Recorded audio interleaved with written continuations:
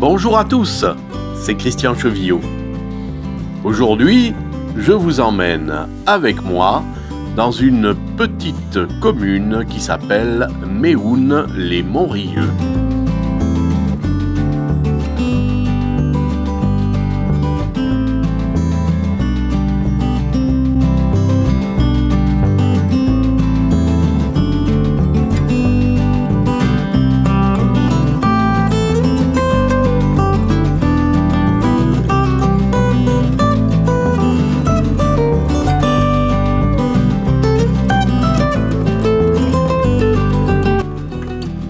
Méhoun-les-Montrieux est une commune française située dans le département du Var, 83 donc, en région Provence-Alpes-Côte d'Azur.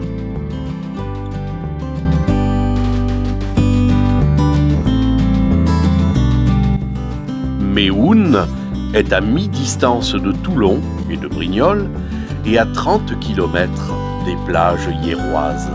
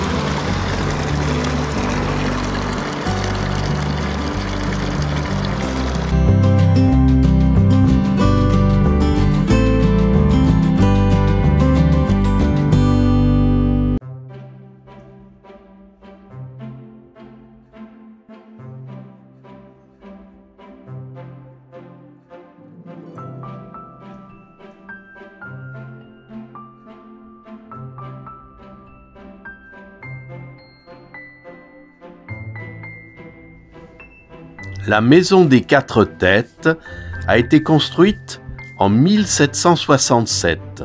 Ce fut la maison de l'épouse du sculpteur marseillais Émile Aldebert. C'est ce dernier qui sculpta la façade. Il est notamment connu pour les décorations sur la façade principale de la préfecture de Marseille. Émile Aldebert, qui a été formé à l'école des Beaux-Arts de Marseille, est l'auteur des médaillons sculptés datés de 1895 qui ornent la Maison des Têtes située sur cette même place. On y reconnaît Pomone, déesse des fruits, et Marius, général romain.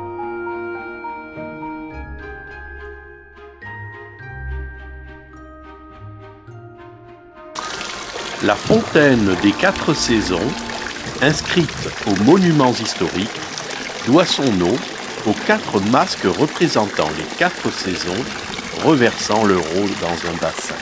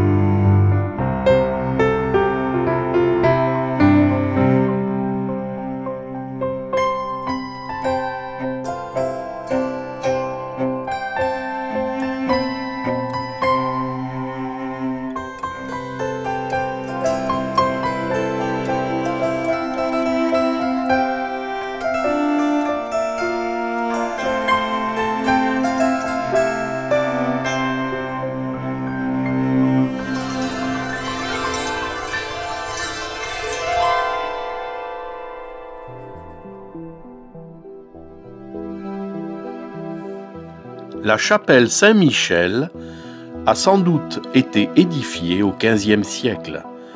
Elle a certainement cessé de fonctionner comme église paroissiale au XVIe siècle, abritant alors, jusqu'en 1790, une confrérie de pénitents. La particularité de cette chapelle était la présence de 7 vases installés dans la voûte du bâtiment qui devaient jouer un rôle dans l'amélioration de la qualité sonore de l'édifice. Méhoun constitue le seul exemple varois de l'usage de poterie acoustique.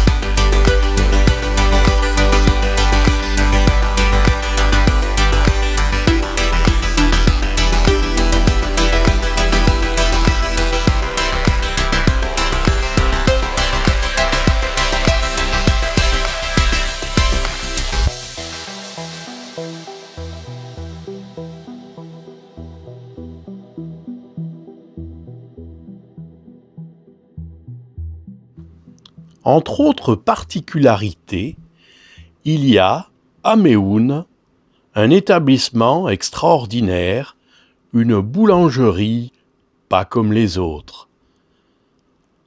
Allons voir Claude.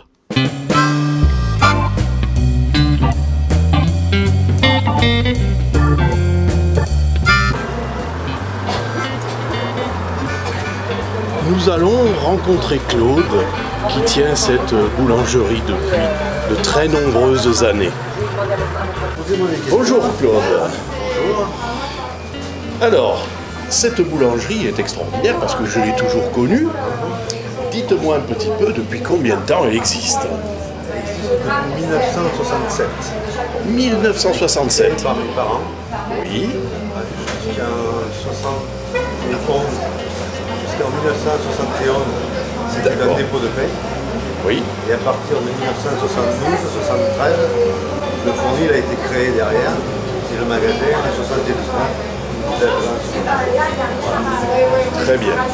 Et alors, j'ai vu que vous faites des pains spéciaux. Ouais, très spéciaux, même. Beaucoup de pain au levain. Du pain au levain. Quelques types de levain, comme le levain de seigle, ou le levain dur, comme on appelle. Voilà. Oui. Et après, les pains de consommation courante, après le pain de campagne, du pain bio. Et voilà. Et après, on a la spécialité du gibassi aussi, la galette à l'huile d'olive. Oui. Voilà, une de nos spécialités. Et alors, j'ai vu que vous faites également des énormes pains de campagne. Ouais, ça, c'est des pains au levain. Ouais. Pain au levain. On fait jusqu'à. Là, ils font à peu près 4-5 kilos, mais on peut aller jusqu'à 8, 9, 10 kilos. 10 kilos sur commande, donc. Ah, oui, sur commande. Et il faut s'y prendre combien de temps à l'avance, à peu près? Une semaine avant. Voilà. Une semaine avant, et on peut avoir un pain gigantesque de 10 kilos. Un pain de votre taille, si vous voulez. Extraordinaire. Dites-moi, alors il y a quelque chose également, cette machine à glace apparemment, qui est très ancienne aussi. Non, ça n'est jamais servi, donc on a trouvé. Oui. Non, on n'a jamais servi. D'accord. Et puis l'originalité aussi du magasin, oui. C'est la déco qu'on a. Je ne sais pas si vous avez remarqué la déco, mais voilà. Si justement je voulais vous demander pourquoi tous ces photos de guitaristes célèbres. Voilà. Parce que Bon, la déco des boulangeries, c'est pas terrible, hein, des caves avec du blé. Non, non. Voilà. Je voulais au début trouver des photos de mes ancêtres parce que mon grand-père était boulanger, mon père était boulanger, mes parents. Et pour trouver des photos de mon grand-père, c'était quasiment introuvable. Donc je me suis dit, ben, je vais mettre dans les cadres ce qui est ma passion, bon, voilà, la musique. C'est assez original, ça, les gens sont surpris, mais c'est sympa, quoi. Voilà. D'accord, c'est pour ça donc qu'effectivement on retrouve ces photos de personnes très célèbres. C'est-à-dire des vinyles, tout ça, c'est un peu ma passion, donc voilà. Ah, vous avez également une collection de vinyles de l'époque. On les avait là, ce sont tous, voilà, et voilà, ce sont tous les originaux. Là-haut aussi. Ouais. D'accord. Tous les originaux.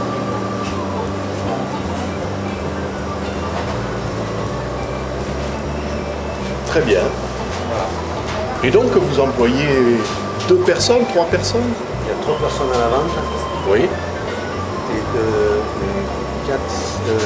4 personnes plus moi à la production. D'accord. Oui, ça fait quand même une bonne petite entreprise. Oui, parce qu'en plus on est ouvert tous les jours, toute la journée, donc il y a un roulement pour les congés, pour les repos. Oui, c'est vrai. Ce que j'ai oublié de signaler également comme particularité, c'est votre boulangerie. Elle est ouverte tous les jours, le samedi, le dimanche, les jours fériés, et même jusque tard, tôt le matin et tard le soir. On est ouvert de 5h30 à 20h non-stop. Voilà. Tous les jours. Voilà, 365 jours par an, sauf l'après-midi de Noël. Voilà. D'accord. C'est un très bon point parce qu'on peut toujours trouver du pain quelque part chez vous. Exactement. Ben, écoutez, merci beaucoup. De rien, merci à vous. C'est vraiment un très bel établissement et il fallait le faire connaître aux personnes et j'espère que beaucoup viendront se servir chez vous. Je l'espère aussi. Nous avons Anaïs et Régine qui sont vendeuses dans ce magnifique magasin où nous trouvons des pains très spéciaux, à l'ancienne, très appétissants et qui se conservent longtemps. Et là, vous avez blé et seigle mélangé. Et ceci, c'est la recette que faisait le grand-père du patron, qui s'appelait Émile. Et c'est pour ça que le pain s'appelle Émile. La spécialité aussi, vous avez le gilassier, le sablé à l'huile d'olive, qui fait partie aussi des 13 desserts avec il y a la pompe à l'huile et le gilassier. Voilà, et vous les avez en 2 modèles. Vous avez le levain blanc à la farine de blé, et ici vous avez le BP Émile, c'est le levain gris, blé et seigle mélangé. Ceci est la recette du grand-père du patron qui s'appelait Émile, et c'est pour ça que le patron lui a donné le nom et il perpétue la tradition en faisant ce pain-là. Voilà. La présence de l'eau a été un facteur déterminant dans le développement de Méhoun-les-Montrieux. Il faut avoir la curiosité de s'enfiler dans les rues adjacentes pour découvrir la présence active de l'eau. Canaux et martelières, fontaines et lavoirs s'offrent un passage entre les maisons.